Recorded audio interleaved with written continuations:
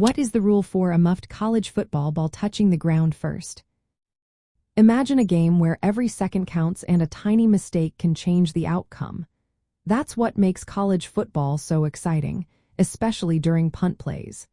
Today, we're talking about what happens when a player on the receiving team touches the ball but doesn't catch it cleanly.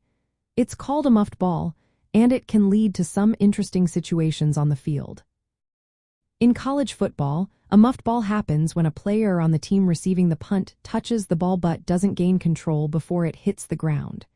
This is different from a fumble, where the player already has possession and then loses control. When the ball touches the ground first after a muff, it stays live, meaning either team can recover it. But the rules specify what happens next. If the receiving team touches the ball but doesn't catch it firmly, the ball is considered live once it hits the ground. If the kicking team recovers the ball after it bounces, they gain possession. However, they cannot run with the ball on that play. The ball is considered down at the spot where they recover it.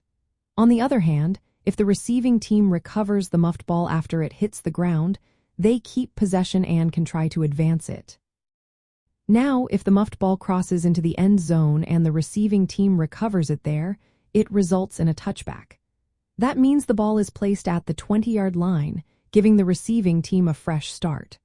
Also, if a player signals for a fair catch but then muff the ball, the play is dead at that spot, and the receiving team cannot advance the ball. These rules are designed to keep the game fair and clear. They emphasize that a muffed punt is an uncontrolled touch before the player gains possession.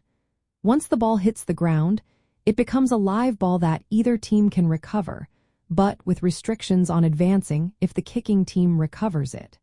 This makes players focus on catching the ball securely and staying alert during punt returns. So, in simple terms, if a muffed ball touches the ground first, it's a live ball, and the rules tell us exactly what each team can do next.